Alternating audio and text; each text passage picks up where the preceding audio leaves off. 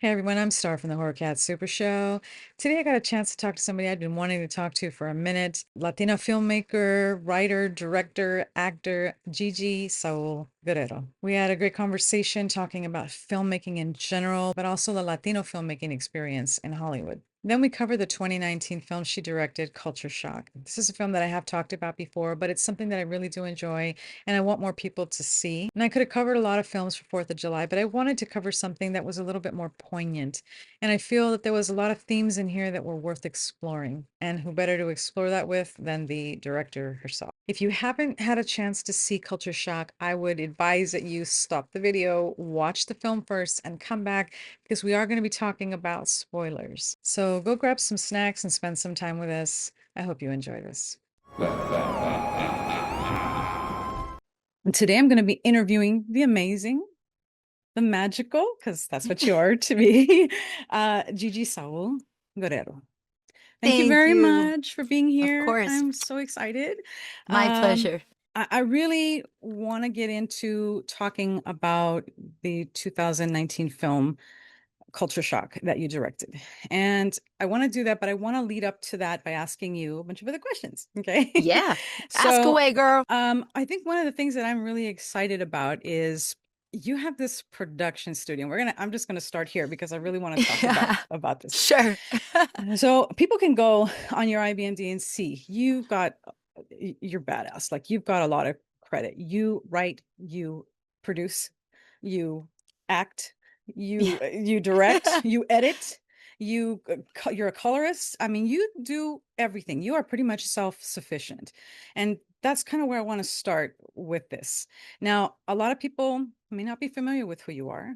So I would love if you could tell people, hey, this is who I am, so they could know just how cool you are. This is me, yo. No, well, thank you. You're so nice. I feel like I need you like a little Polly Pocket next to me. I can just Yes, bring I'm you the out, cheerleader. hype me up. You're so You wonderful. got it. No, well, thank you so much. I'm so happy to be here. I love everything that you're putting out. Thank We need you. more spooky girls like you. So thank you so much for having me. Um, yeah, I mean, I have a nickname. I don't know who in Mexico started it. La muñeca del terror, which means the doll of terror. I was like, okay, I'll I take like it. it. Yeah. So that's really cool. So a few people know me in that sense, Mhm. like La muñeca del terror. But all my work, for those who don't know, is all very Tex-Mex Latin horror. Mhm. And that all came about to be because I'm from Mexico, Mexico City, and I moved all the way to Canada. Mhm. And it wasn't until I moved here to Vancouver where I truly discovered the love of film. And I think that also came a lot with learning English, learning a new culture, learning just to fit in. And that was really hard for me in my teen years, really hard. I was even too scared and too shy to have my quinceañera, which was around the age that I moved here. I was like, no, none of the kids here know what a quinceañera is, so I didn't even get to celebrate that. And it Oh, wasn't until I discovered film that I was like, oh my God, there's Mexican filmmakers too. And it just like exploded my mind. And that's when I started to watch so many more movies than I did at such a young age. I was kind of immature, still am. But me too. once I yeah, I will. Yeah. But once I discovered, Cuarón, Iñárritu del Toro, and all these movies, I was like, wow. And from there, it kind of led me to who I think was the biggest influence for me was Robert Rodriguez because he had a bit of that Spanglish twang going on, and that's kind of how I felt all the way up here in Canada. So I Yeah. was like, I could truly put so much of my love into filmmaking, into storytelling. A lot of that just love I have, that love letter I have for Mexico and my background, my roots. We have such a rich culture, traditions, and our ancestry is out of this planet, incredible. So Yeah. it's so rich. And that was something I just never wanted to lose. And yeah, if it wasn't for film, I probably, would still be trying to figure out Yeah. how to make it work all the way here. Well, So, I'm glad that you brought up Robert because you and I have pretty much the same hero. Robert is my hero. yeah. And uh, I think that one of the cool things about Robert is that he created pretty much his own ecosystem. Yes. And which is the point that I was trying to make about Luchagore. That's your own production studio. So that was going to be my first question was there always an intention to do Luchagore or was there that inspiration that you took from there to say, you know what, I'm going to do things on my own terms, and I'm not going to I wait for love that. anybody to pick me. And that's still today's attitude, girl. We just don't have time to wait, Yeah. especially as a minority and as a female in this industry. You really have to go get it. But with LuchaGore Productions, funny enough, the whitest gringo on our team is who came up with that name. The nicest guy too, Luke. So Luke is our cinematographer, our DOP, and almost a lot of our basically everything that I have directed, just about. And he was in my class in film school. And he started to fall in love with Mexico. He was the only other horror freak in the class. It was just him and I wanting to not make the comedies, not make the dramas about the same stuff. Yeah. It was just Luke and I always were the ones watching slashers, watching like all the horror stuff. And he's the one that got me even heavier into more bleak and B horror that I had never seen before. If it wasn't for Luke, I would have never discovered the love to Rob Zombie. And I think a lot of people watch my work today and they're like, "Oh damn!" Like Yeah. it definitely has some similarities because Yeah. I fell in love with it. And yeah, one day in class, Luke was just like, "Yo, Gigi," and I'm like, "What?" He's just like, "What about like lucha gore?" Because you know, gore instead of door, like a wrestler with gore, like little Yeah. play on words. And I remember clearly, I said, "That's That's really stupid. oh. That's really stupid." And I turned around, and then after we made our short film El Gigante, which was Hmm. based on a cannibal luchador, we made that for school. Oh. and Wow. and then I was like, "Luke, what was that name you said last year in class?" He's like, "Oh, the one you hated, Luchagore." I'm like, "Luchagore That's it. Productions. It's it. That's it. That's That's it. it." He's like, "Oh, now you like it?" I'm like, "Hell yeah." So Yeah. since then it stayed. So I gotta give him all the credit. Yeah.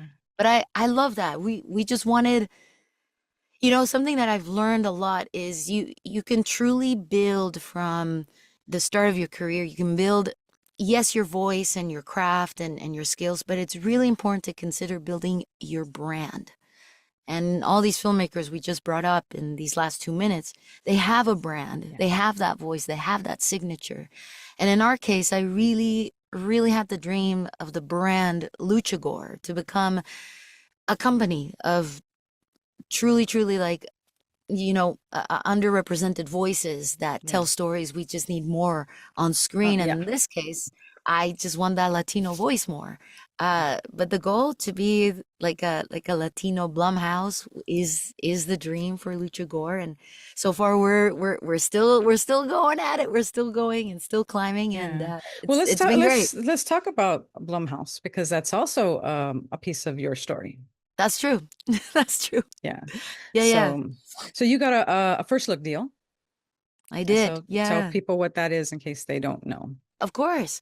So, you know, this all started, and for anyone listening, not every filmmaker has the luxury and the luck of being born into a family of film. Yeah. You know, a lot of us don't have that. And that's definitely where I come from. I come from a family of all music. They all love music and cooking, nothing to do with film.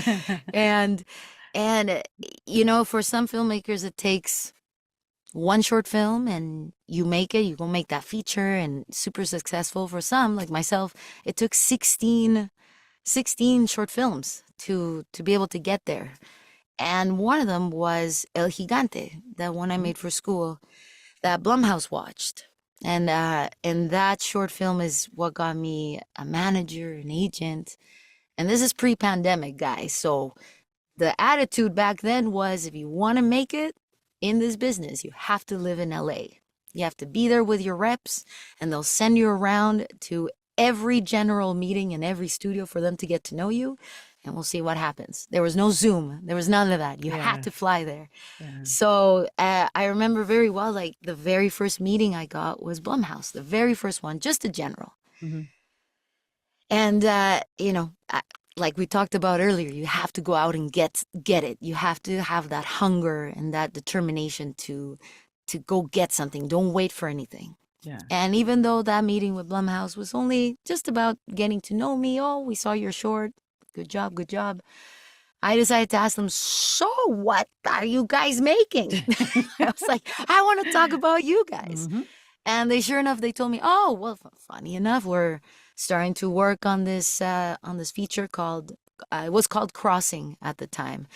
I'm so glad it changed to Culture Shock. Yeah. And so they're like, we're doing this, thriller horror about border crossing. It has a lot of very intense themes today about separating families. I was like, oh, I was like, well, you guys saw my short.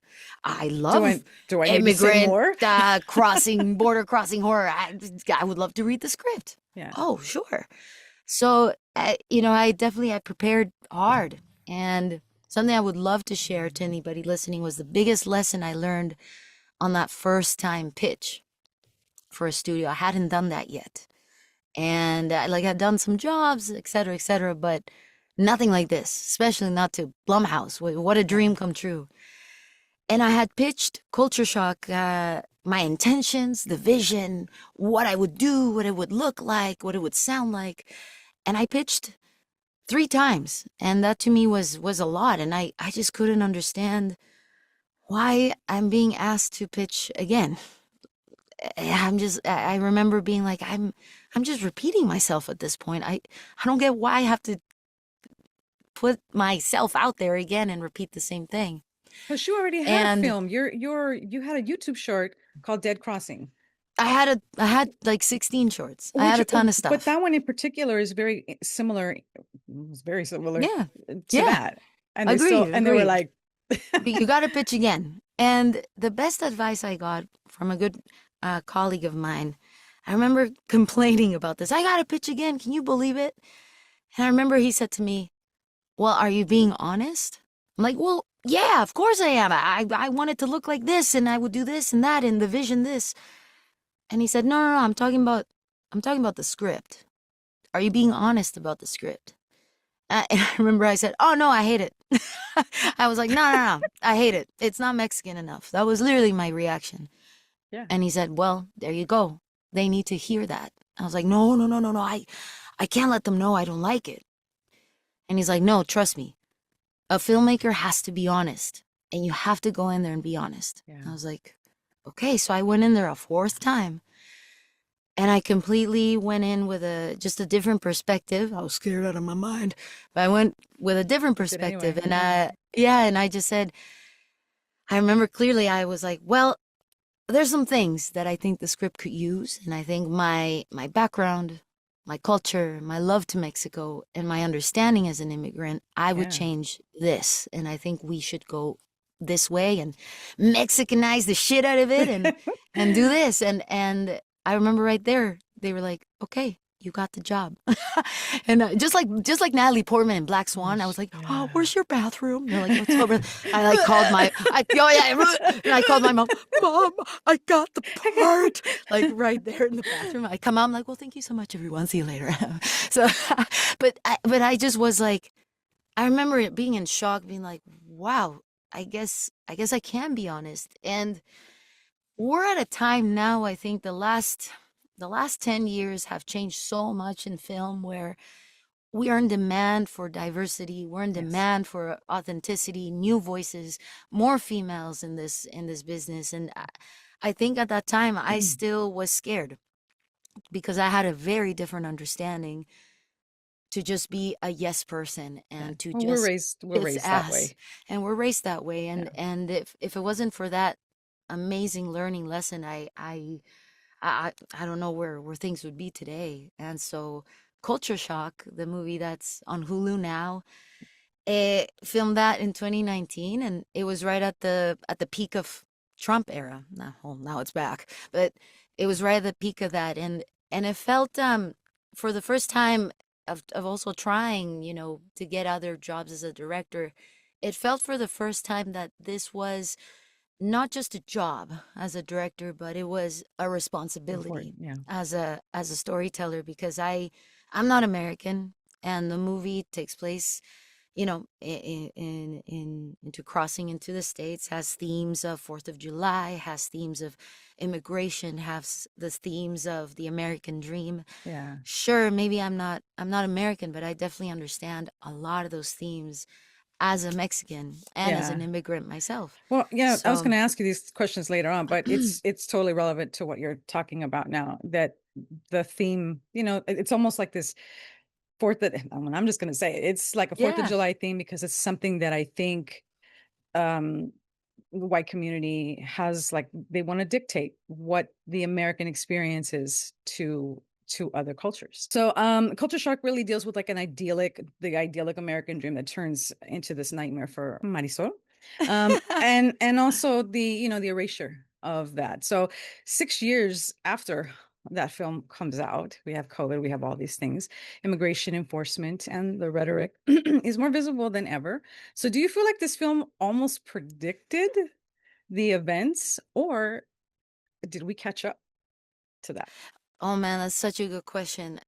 I remember perfectly how much of a struggle Blumhouse, Hulu, myself, we were having because of how hard times were in 2019. We Mhm. had never seen, for example, immigrant families be separated. We had never seen before, truly, on the news, on newspapers, on social media, people in cages the way Yeah. we do still today. And I remember very clearly that we almost didn't want to put the movie out, or maybe we should change a few things and make it a little less relevant.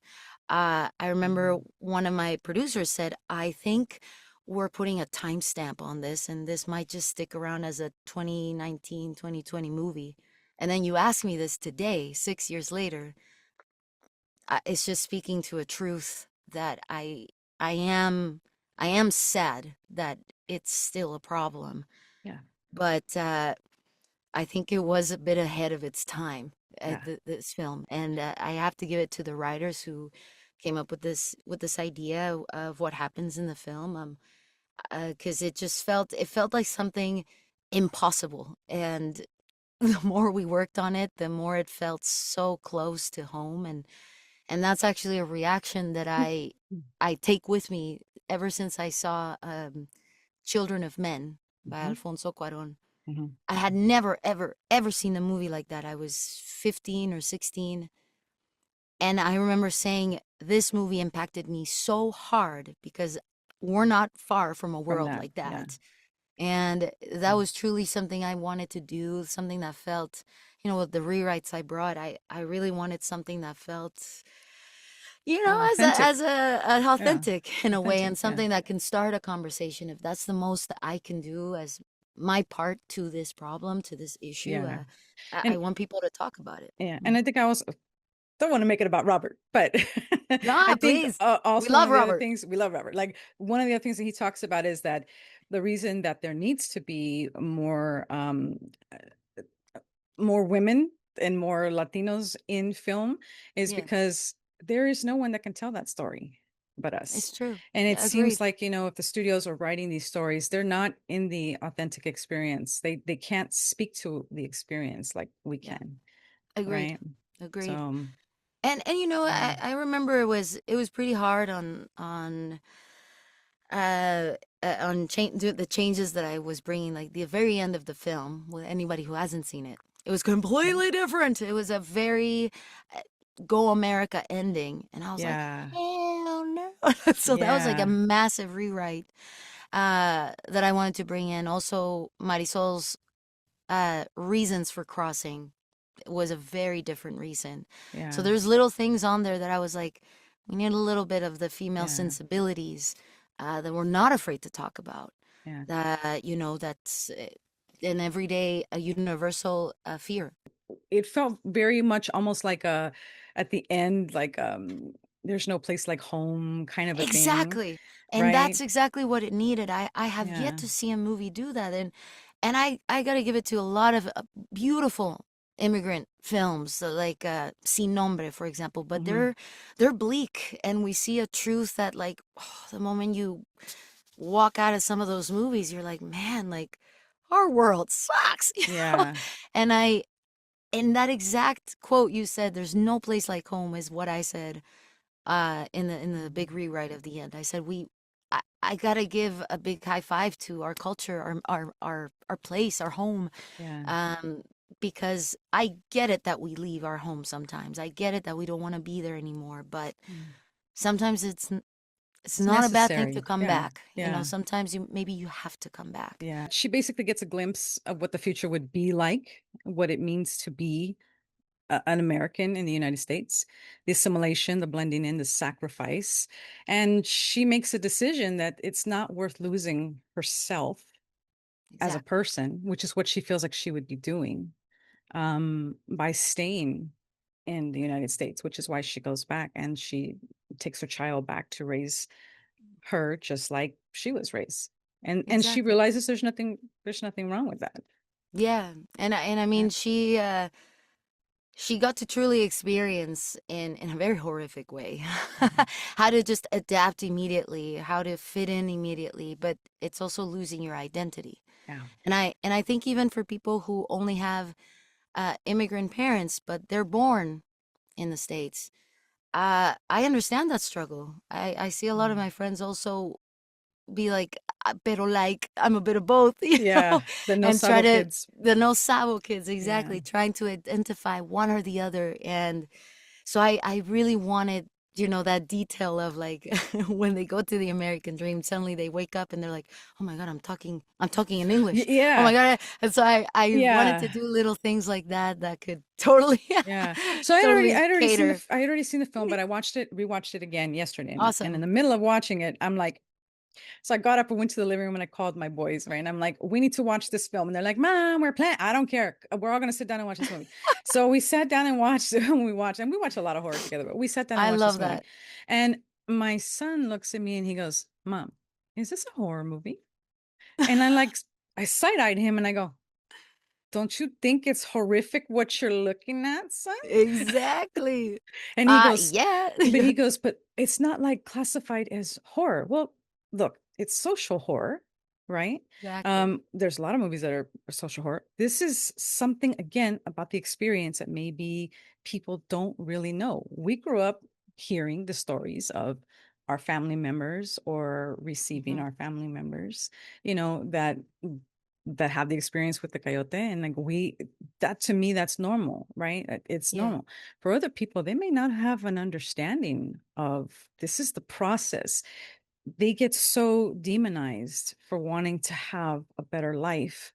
They don't understand. I had to explain that to my boys. Rio Grande got moved. This is what they have to do to get there. This is the process. People, it's not just Mm. Mexicans.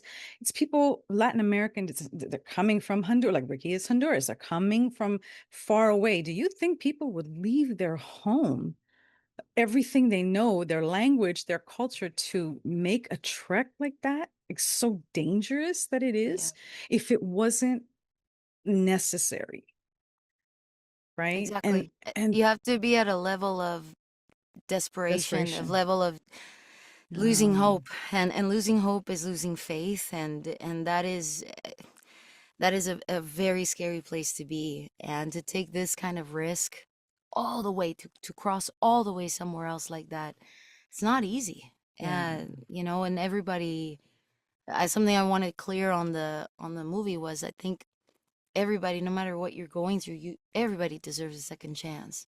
yeah, And so some of them have to risk everything to go get it. yeah. So well, I'm glad your kid saw it. That's Oh, awesome. yeah. That's No, good. and then you know what he said at the end? He told me, he goes, you know what, Mom? Because I go, what do you think? And he goes, I think this is one of the best Blumhouse movies I've seen. No way. Mhm.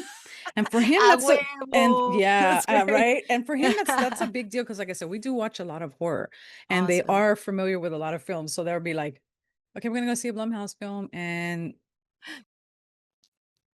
I kind of get the. So the minute it That's so comes up cute. right at Blumhouse, my son just like, Mom, trust me. Trust me on this one. That's You know, awesome.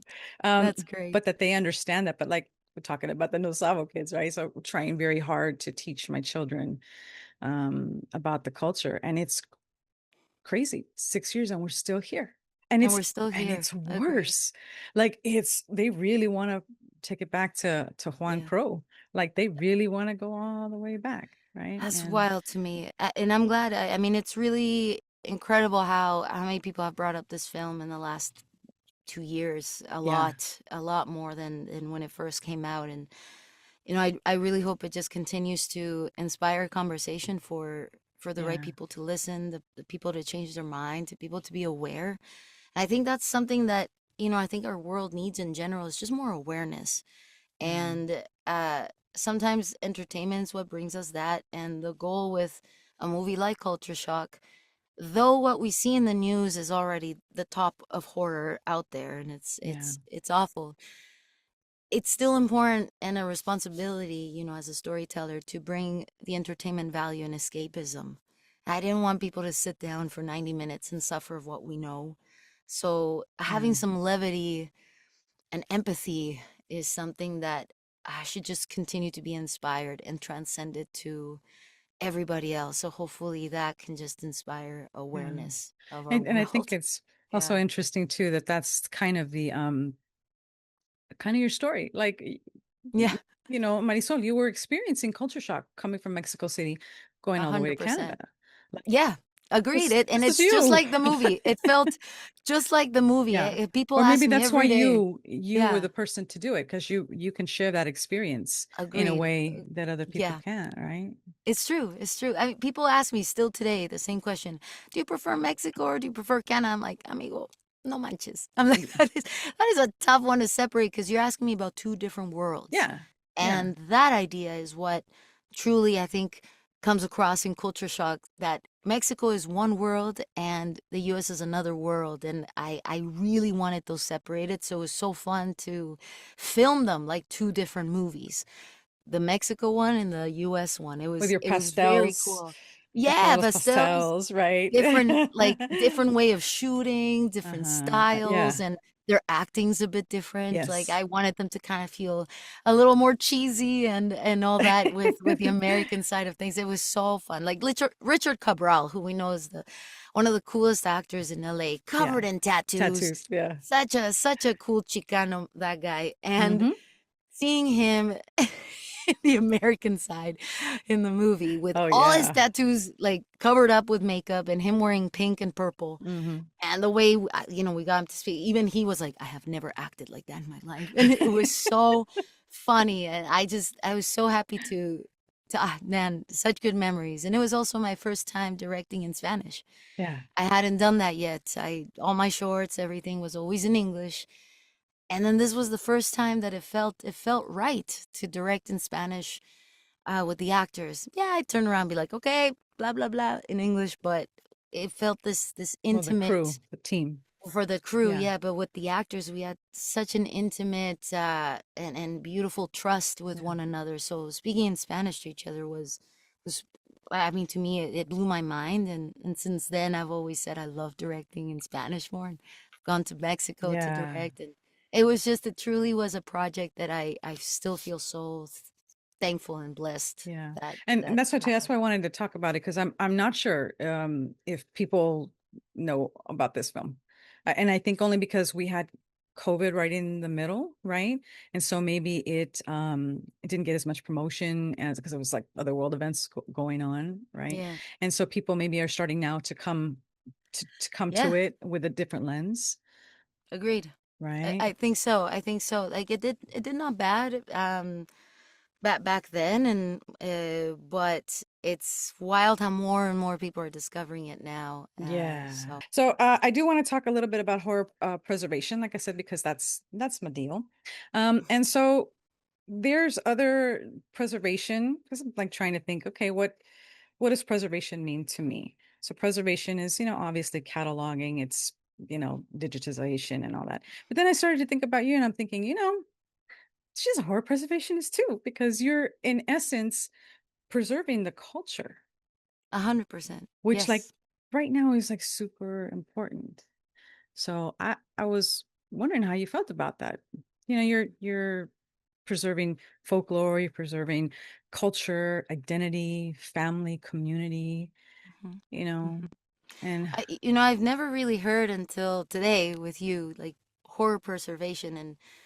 And when you said that at first, a few minutes back, I was like, wow, I never really thought about that. And the first thing that I thought was like, well, I guess I always keep my background in check. or at least where I come from, in check. What makes me me in check? And I think it's Mhm. something that I would be so scared to lose. Yeah.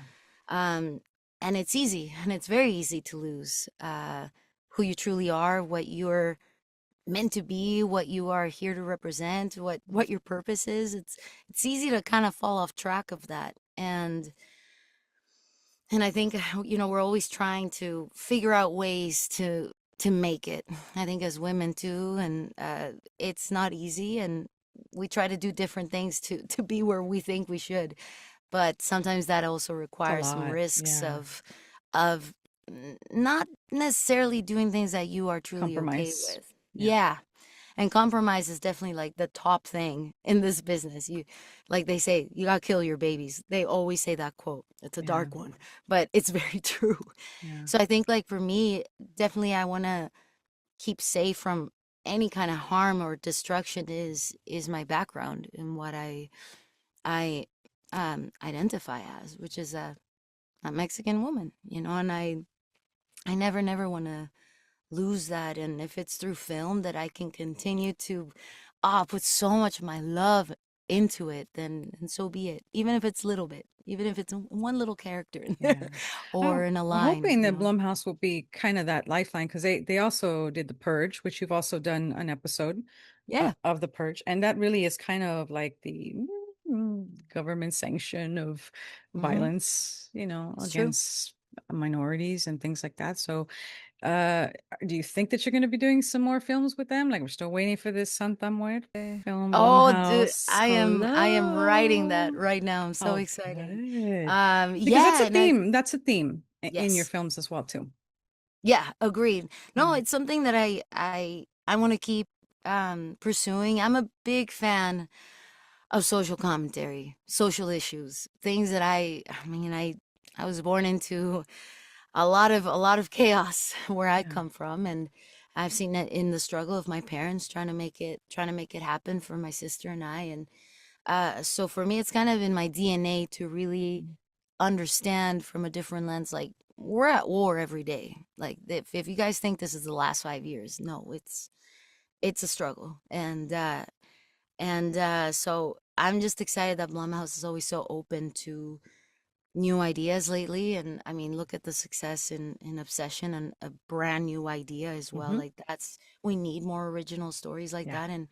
And as for Santa Muerte, as you brought up, that's been always a tough subject. I think that's why there's no movie of Santa Muerte yet, because that's a really tough one. Because that cult came to be, or that religion came to be, was in the early 2000s, when the war on drugs happened with our president Calderon. And Yeah. that's when we discovered, like, a lot of people of the lower class were losing faith on not just their Catholic Church, but on the government as well. So might as well Yeah. make your own faith.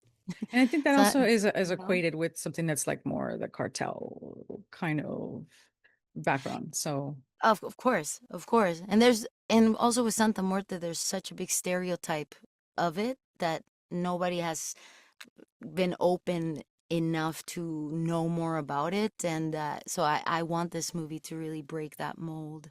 That's why I think it's also taken its time, because everybody wants a monster movie. Everybody wants that franchise. You can just keep making it over and over. But something as delicate as Santa Muerte, you have to be real, you have to be authentic, and you have to put so much respect into yeah. such a heavy, influential religion that Yeah.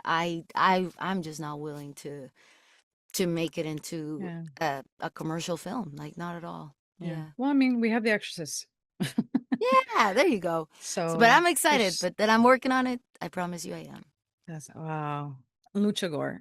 Is it something that you're doing just on your own? Or are you looking for other people um to write with? Like I mean, like say other Latino artists that are looking for writers, and are you looking for people to do that? Is that something? Always. Yeah. Right now, even Luchagore. So I have my partner, my business partner, Rainer Shima, who's produced everything I've made. And between him and I, we are moving Luchagore Productions heavy around into, partnering with other companies.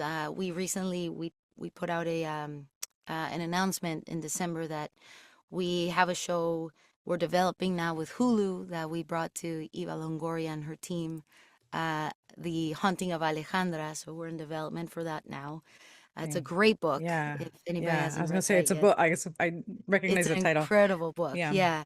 And that's a Latina writer who wrote that novel. And we just are continuing to find either IP or other talented artists who have awesome genre stories. So if I can produce and help make some of these stories Yeah. happen, we're looking out there, and we're still Okay, working good. with our good friend Shane McKenzie, who's an amazing writer. He wrote, the novel of Muerte con Carne, which is what El Gigante is based on, that short film of ours. And we're still working hard to make that El Gigante feature. Like, that should be a franchise. That's a commercial movie right there. Yeah. It's on Vimeo if anybody wants to watch the most bloody short Yeah. Yeah, that okay. we've ever It's on made. Vimeo. Because I say I also Yeah. want to promote the LuchaGore YouTube channel, which has a lot of your shorts that people can go and check Mm. out. Yeah, it has a lot of Um, them there, and all the other ones are on YouTube. and then YouTube trailers of tends to things. take stuff off because it's too gory. So, And this is a struggle, like especially like channels like mine, like you'll get a copyright or you'll get a hey, you can't show this or hey, you can't show that. And I'm like, okay, it's educational, which is I think what kind of why I went to right? it's educational, it's cultural. Like, Exactly. haha, you can you can't get me. But yeah, I mean, you have a big body of work. I mean, like even your I wanted to talk about and bingo hell for a second too, because the way you're portraying these characters as well, right? A lot of people are like, oh, there's just a bunch of old people in this movie. And I'm like, wait a minute. The thing of it is that abuelas and abuelas, even though they're older, are still very capable, right? In the culture. Exactly. They're not something that is seen as like, oh, like, well, I say the very culture, like, oh, we're just gonna put you in an old folks home. That doesn't really happen in our culture. And so it's not Old folks' home scares us, so that's yeah, what we keep them in the house till their last day. till the last day. Yeah, it's not Yeah, yeah, yeah. crazy for her to abuela to have a shotgun and be Exactly. No, I was excited when Blumhouse like, all right, what do we make next? I was so excited when Shane, our amazing friend and talented writer, he was like, Gigi, don't you have a grandma that loves bingo? And I was like, oh, it's more loteria, but yeah, she loves it. That's all she talks about. That's all she plays. He's like, my aunt in Texas is the same, and if you take bingo away from her, she'll kill someone. And that was the moment we're like, wait a second, we got an idea here. What if?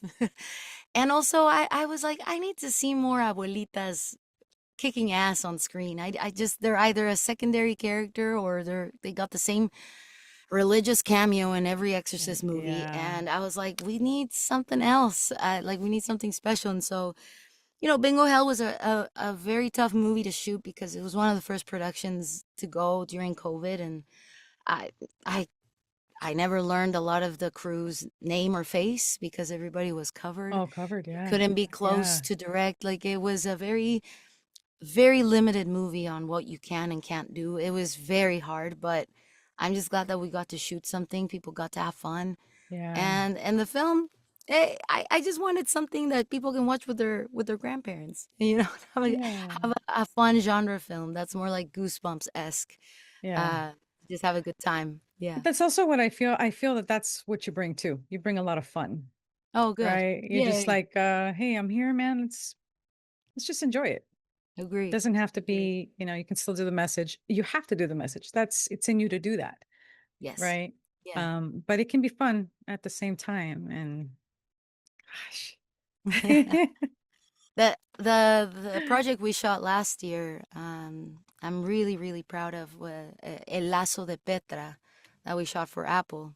Um, I think that was honestly the very first project in my entire career that I felt like I truly truly got to tell a story so personal and so dedicated to Mexico and our the background of strong women in our bloodline in Mexico. And uh yeah, for that film, El Lazo de Petra, the fact that Apple was just like, we just write. Just tell us what you want to make.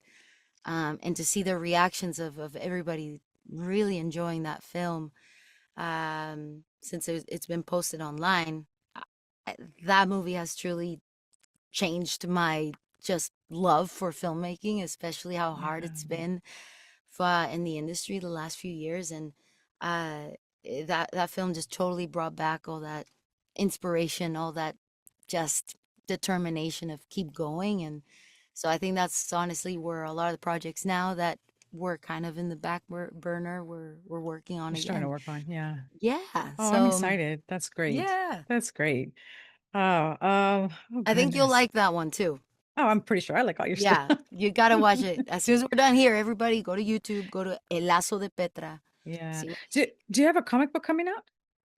we brought out a comic book. Yeah. It's called the The Mayan Mayan. Empress. Okay. We sold out all the physical copies. It was so exciting, and that was fun. I was like, let's do something different. And this good friend Vishal, he was like, I want to start making comics. Let me do this with you. And he and his artist like put it all together. We talked about the story, and it did awesome. Like I Yeah. just we wanted to just do a little comic book, and little did I think it would sell out the way it did. Yeah. That's what I'm saying. I don't think a lot of people know that you got your hand in all kinds of things that are going on. Yeah. And that's just You have to, girl. You yeah, have to. that's The just best part awesome. is when people spot me on commercials.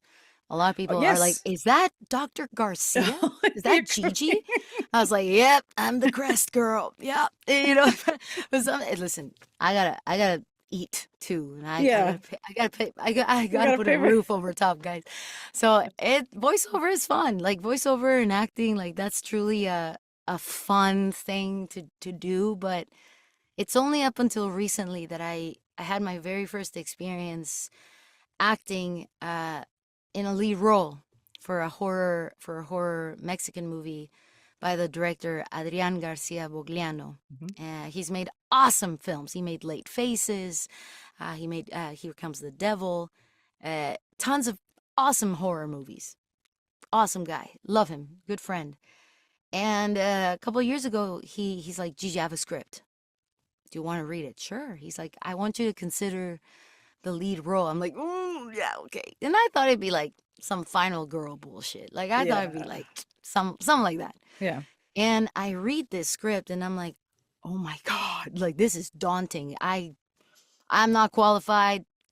Nah, man. I remember I told him, I'm like, are you sure? He's like, well, I know you were an actor. I was like, I am, but that is another level. I was like, that is Yeah. another level. And he was so confident in it, and he's like, look, you're a director too, you understand story, you And know what actors, you you're understand. doing, Yeah. you know what you're doing. I was like, oh, okay, okay. And I've always wanted to branch out, Yeah. but you know, i'm I'm too busy trying to make directing happen. I never got to put all that energy into it. Yeah. And so when we shot that in Guadalajara a year and a half ago now, i i I never knew how amazing it would be to watch a friend direct and really understand their vision and really help them with that. And since then, every time I get to be on set with a friend directing or someone that I know direct and do their thing, I was so inspired. Like I I just was like, this is incredible to also be part of that collaboration from Yeah. the other side of the lens. 'Cause you're Uh, learning.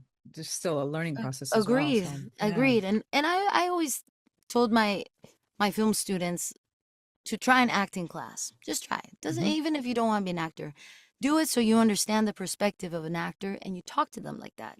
Don't be so technical. Actors Yeah. want to hear it more in the sense of the story, what happened before, after. Talk to them with those sensibilities of character, of story. Yeah. Sometimes, yeah, tell them where the lens is, the light, and all that jazz, sure, if they want to know where their good side is, Yeah. right? But but really talking to them, understanding the vulnerable, side of things that they're putting this themselves on.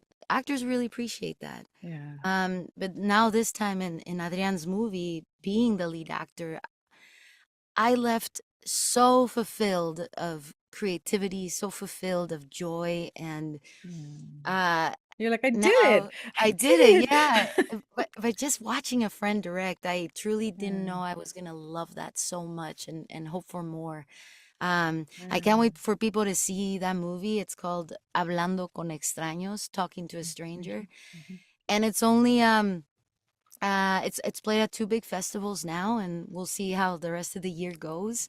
I can't wait for everyone to see it. I don't look like myself. It's a whole other Gigi that nobody has expected. I truly play a troubled woman Oh, in that film, so I yeah. can't wait to share it. And you're also in Culture Shock. You have Yes, a scene in I Culture always Shock, like a little so Hitchcock cameo and all my it stuff. I'm always like, whoop, in there. yeah. And you Yeah. did mention you were also teaching in Vancouver now.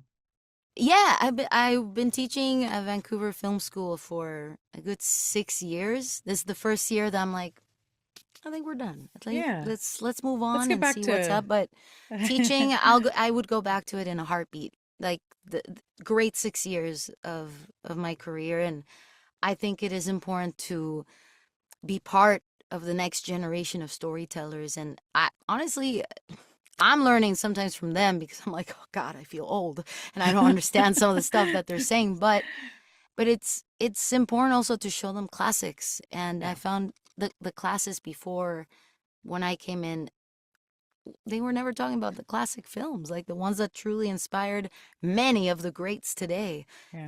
And teaching was honestly the most rewarding job I've ever had. That's a for sure. Wow. Yeah. Well, Gigi, thank you so much for your time. I've Of so course. enjoyed this. Anytime. We'll It's have to been do a part amazing. two, part three. Yes, after the You other guys film let me comes know. out. Yeah, no, Yes. I definitely I do appreciate you coming by, and I wish you all the luck, and just thanks for being like badass. Like that's such an inspiration to a lot of people that are trying to make their own films. And I also Oh, think thank you, your Star. talk about obsession, how the younger generation that's coming up, it's important. It's important for them to talk about things that are happening in their generation, and their voices are important. And I think this is inspiring. You did all this stuff that people need to just go to the YouTube channel. They need to watch shorts because you did all this stuff by yourself. you And you know have to. And yeah, sometimes you people you need to you see have that. to. People need to see that. Yeah, and the biggest lesson that I would love to share, to close this off, the best lesson, and anybody that's listening that is wanting to get out there, that is an up and coming filmmaker, the best lesson from me to you is do not be afraid of failure. This business, just finish what you started and you have to keep going. Um, but you got to finish every project. Is the only way to learn. So don't be afraid of failure. Even if your first fan base is your parents in your basement, great.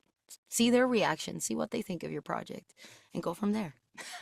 Because that first time that you'll screen it in a theater in front of an audience is going to feel awesome. But that's because you weren't afraid of failing. So don't be scared. Just got to finish that project.